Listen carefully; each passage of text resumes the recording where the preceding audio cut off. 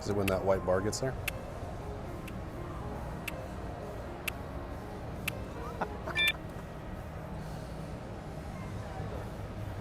Hi. Hello. Hello. Good morning.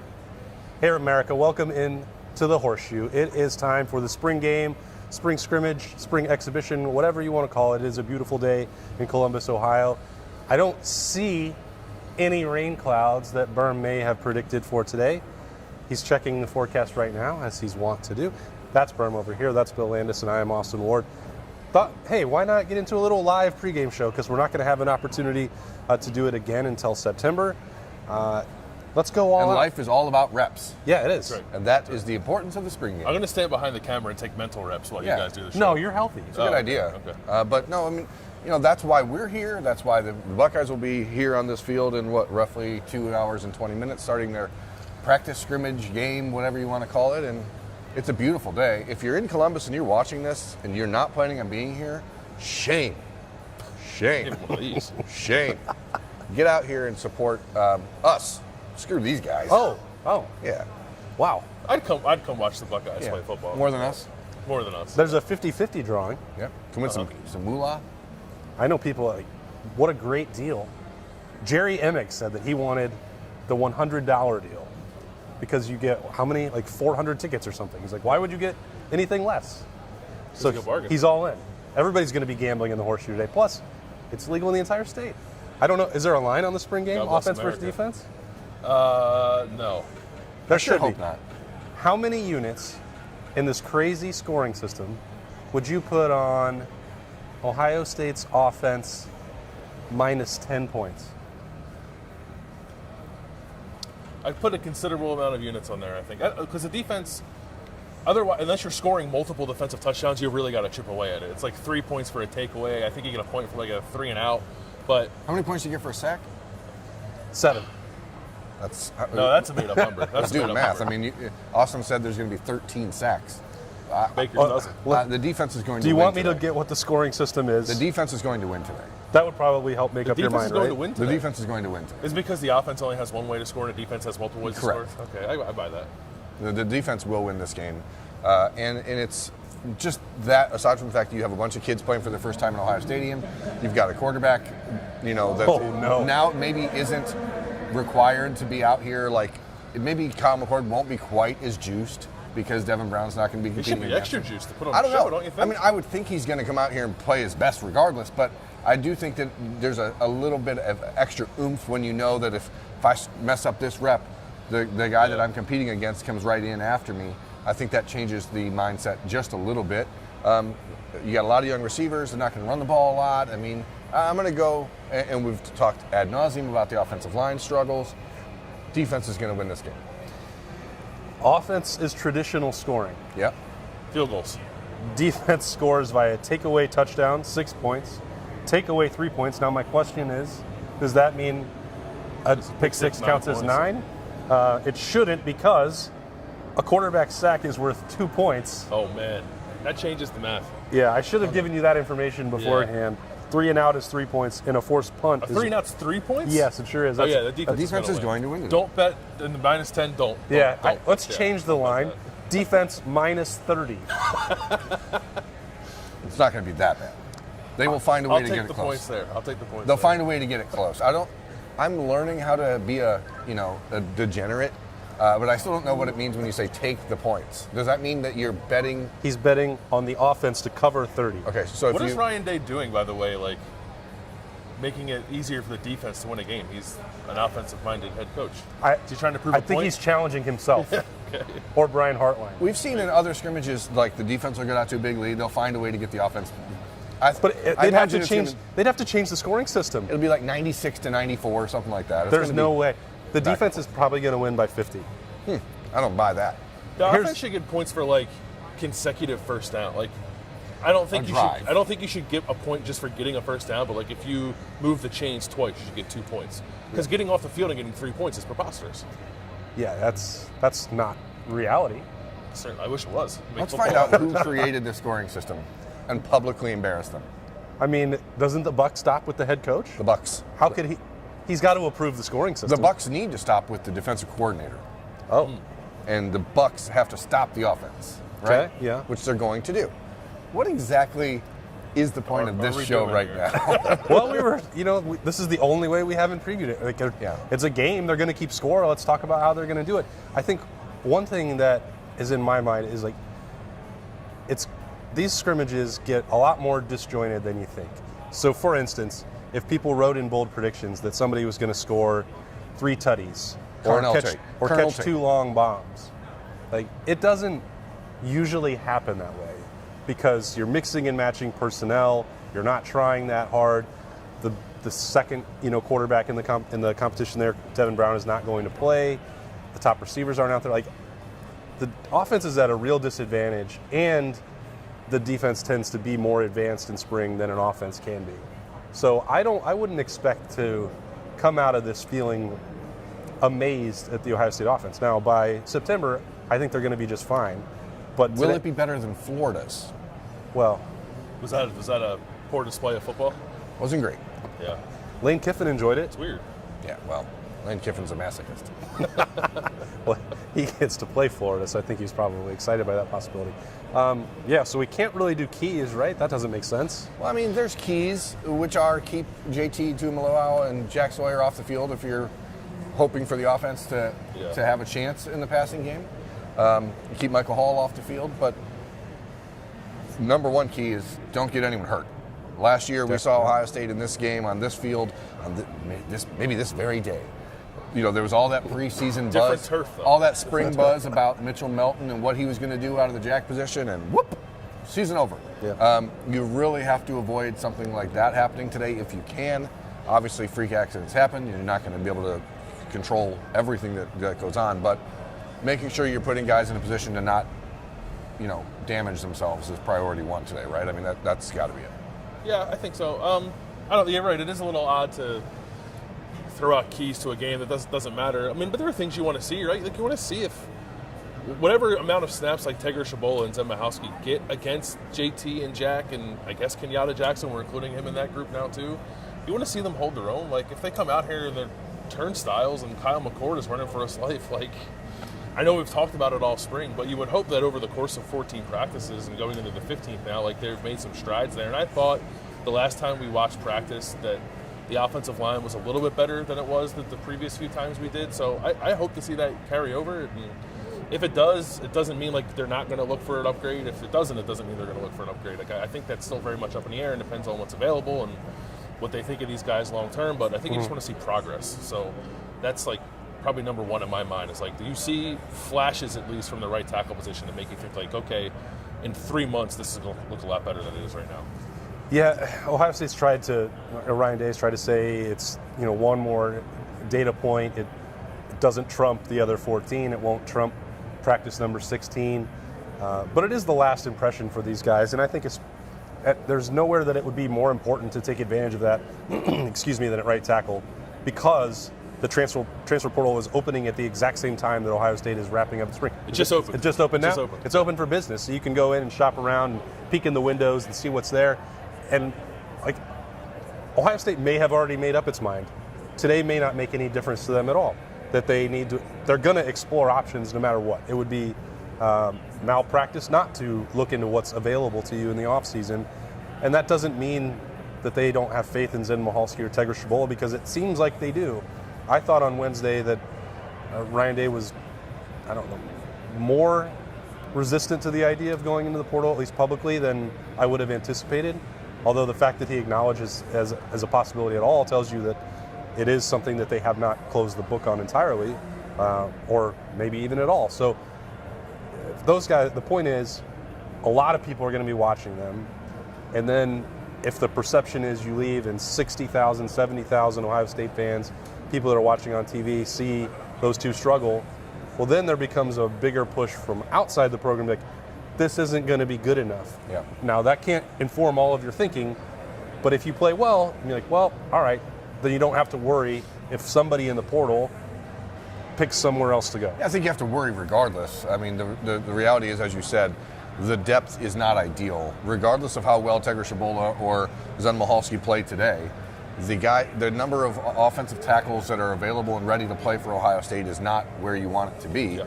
because there is still an obvious need for development from guys like Ben Chrisman and Grant Toutant, because after 3 years in the program, you'd expect that we would not be talking about everyone outside of the program. You'd say, well, 3 years in, these guys should be ready to go. And clearly, I don't think that they are, because if they were, we wouldn't be having this discussion. Sure. So there is going to be a need to look at tackle. The question is, and we talked about it earlier this week, what are the odds of finding a tackle that is actually Ohio State starting caliber in the transfer portal in April?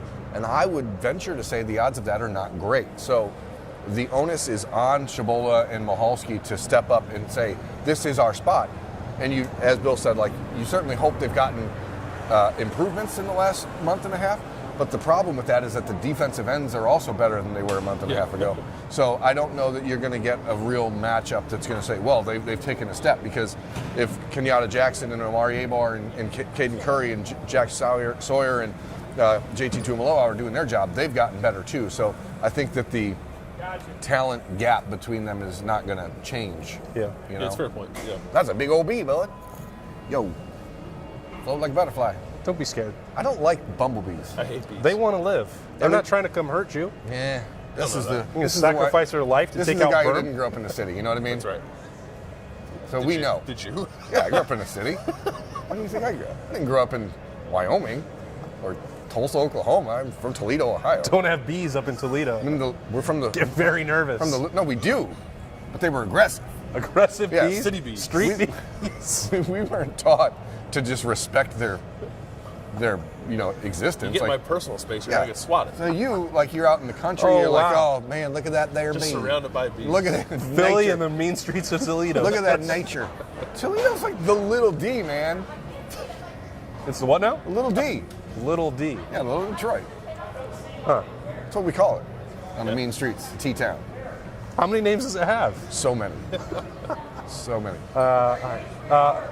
I wrote at ohiostate.rivals.com 4 Buckeyes that I wanted to keep my eye on, and I mentioned Zen Mahalski up there. I mentioned Kenyatta Jackson as that matchup, so I got that out of the way.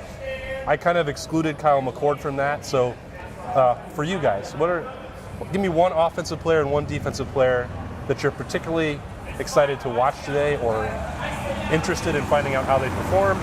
You don't have to pick an offensive lineman, Bill, and Perm, you don't have to pick Cameron Martinez. I want to pick Kyle McCord because I think he has the opportunity. He's out, I said. I'm picking him anyway.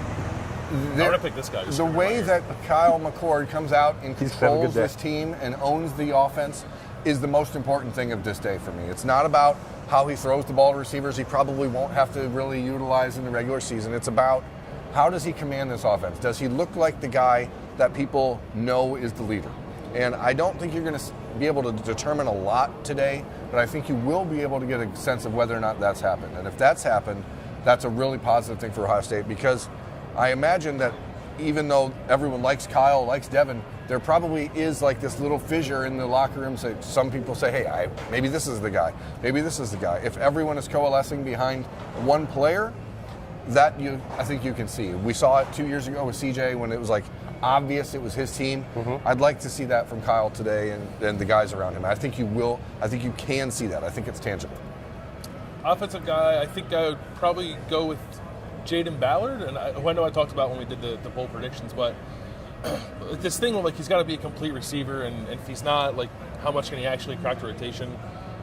I don't necessarily agree with that. I think if a guy does one thing well, let him go do it. But I'm curious to see what they allow him to do, what kind of routes he runs, what they think of him as a guy who can be used in all areas of the field rather than just a guy who gets a go ball or catches a hitch on the sideline. Are there things that we see from him, perhaps lined up at different spots in the formation that show us okay, he's versatile enough that if they do want to work him into the, I guess it's a 4 or 5 man rotation, he can do that. And I don't know, maybe if they believe that, they won't put that on display here. But I think that they would, and I'm just kind of eager to get more of a feel for exactly where he's at and if he can be not a focal point, but a key piece of the offense in 2023.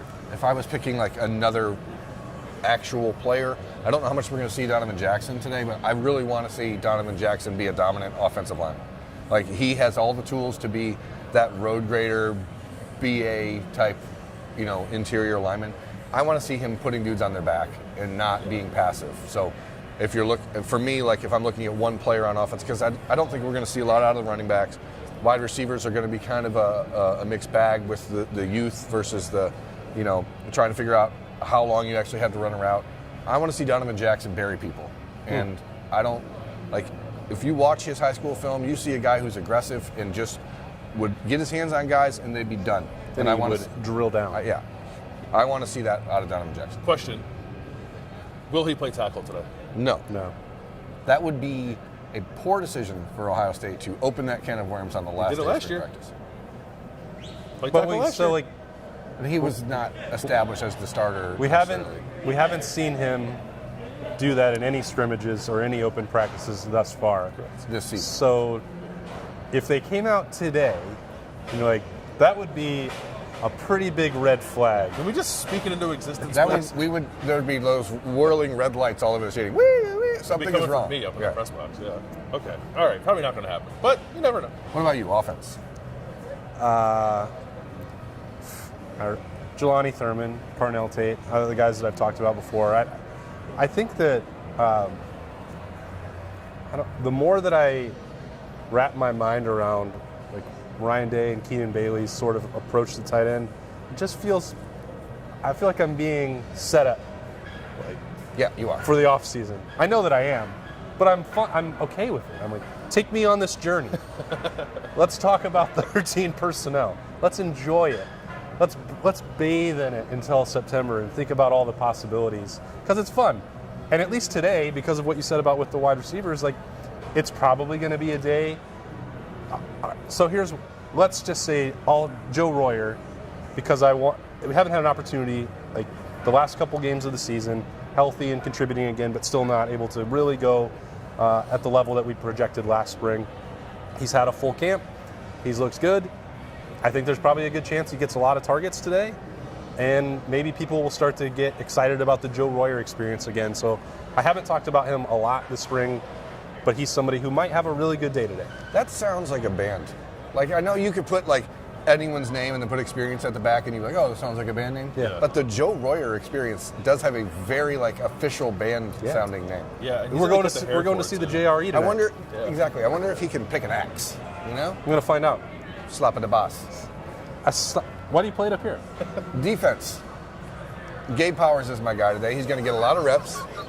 A lot of reps for Gabe Powers in this afternoon, I'd imagine. Yeah. And it's a player that we had not hear about at all last year. Did not play a snap for Ohio State as a true freshman, despite the fact that the 4-game redshirt rule exists. Did not get even one. And here he is now as one of the top 4 linebackers because of injuries to Steele Chambers and Tommy Eichenberg. I was really more impressed with Gabe Powers throughout the spring, what we got to see, than I anticipated being. It looks like the light has come on for him, and I think he's going to be a guy. Everyone's going to say C.J. Hicks, I understand, but I think Gabe Powers has a chance to cement himself as a part of this defense in the future today. He said you were going to say C.J. Hicks. Well, no, I'm not. I thought everyone's going to say C.J. Hicks. C.J. Hicks is a collective point that people are making. Yeah, everyone likes C.J. Yeah, that's true. Defense, I would go with torn between 2. Davison Igbinosun. I would love to see him get matched up against Marv for the handful of snaps that Marv plays today. That'd be great. But I just want to we've been able to watch him in practice, right? But sometimes I feel like the vantage point we get to watch practice from, you don't get a full appreciation for how much a guy can cover ground, and if you're at a weird angle, you actually can't see the catch point and how he performed there. We're up in the press box now, or you're watching on TV. I think you can get a better feel for exactly how he operates in space and what exactly that sort of length of the cornerback position can mean for Ohio State. So it's I think we have a decent feel for him now, and I've been impressed with him. I think everybody has, but I'm thinking he might play a decent amount today too. So I'm eager to see if he can be a disruptive cornerback the way that people have described him as. Are you guys surprised by how much commotion there is down here 2 hours before the spring game? Yeah, it's a little more than normal. Well, I think you only have limited opportunities to use this venue. Security. And that's another story. If you're looking for another reason to come down to Ohio Stadium today, folks, you can pretty much do whatever you want. Well, there's 2 officers right over here eyeing you down right now. No, those are fire marshals. Oh. Yeah. Well, if a fire breaks out there... He didn't grow up in the city. He doesn't know. That's true. We didn't. Everybody did the same job out there. Yeah, one guy did everything. Hey. They called them constables. If you have a badge, you show proper respect. And I've never lost that. U2 City folks just out here running amok. Oh no, here comes Constable William. One defensive player, and then let's shut this down because this is going to get weird. It's gonna? Yeah. Weirder. Stop it, the boss. Jair Brown, Love it. think that he's gonna probably get a fair amount of work in the slot. And if that comes at all rotating in with the ones where Cameron Martinez has been exclusively throughout spring from what we've seen, then there's a chance that you might get to go against Marvin Harrison briefly. I don't think that'll happen. I think Cameron Martinez will get his reps and then the ones will close it down a little bit. But Jair Brown and Ryan Turner have pushed themselves into that mix, particularly with Jihad Carter working through a little bit of injury. I don't think he's going to play today. We'll see for sure, but he's been limited the last 2 weeks since that second scrimmage. So that's a good opportunity for those guys as Ohio State has looked at using more corner skills in the nickel spot than necessarily what they tried a year ago with Tanner McAllister. And they think that Cameron Martinez can handle that role for them, but who else can if that's the way that they want to go? Could be a great spot for Jair Brown to work his, because he's not going to be in the top three, right? I don't think at corner. Are we of the mindset now that outside of Denzel Burke, Jordan Hancock, and Davison Igbinosun, that everyone else is a safety? If this is a safety-driven defense? I mean, Jermaine Matthews they is a might corner. they might be in. Jermaine Matthews is a corner. So you got 4 corners and then 43 safeties. That's correct. I think we have to start treating the nickel as bonus corner. Or like additional safety. Well, I guess what I mean is like when we talk about the jack, I think you have to take the nickel that way, and then it's But what do we consider the jack? what's a hybrid He's a defender? defensive end, right? It's a hybrid defensive front player, Yep. and the nickel is a hybrid secondary player. I just love positionless football, you know? I want The amoeba defense. I want my quarterback to be able to run the running back and my wide receivers to be able to play quarterback. Mix Chaos. it all up. In a word, chaos. Yes. Yeah, that's what the pregame They show were was so for busy the spring game. wondering whether or not they could. They never stopped to ask whether or not they should. Yeah, that's a great point. And a great place to end it. Thanks for joining us, whether live or later. Doesn't matter, whenever you watch it. Uh-oh, and they're telling us to stop. It's time. For Bill and Birmingham, I'm Austin. We'll talk to you after the game.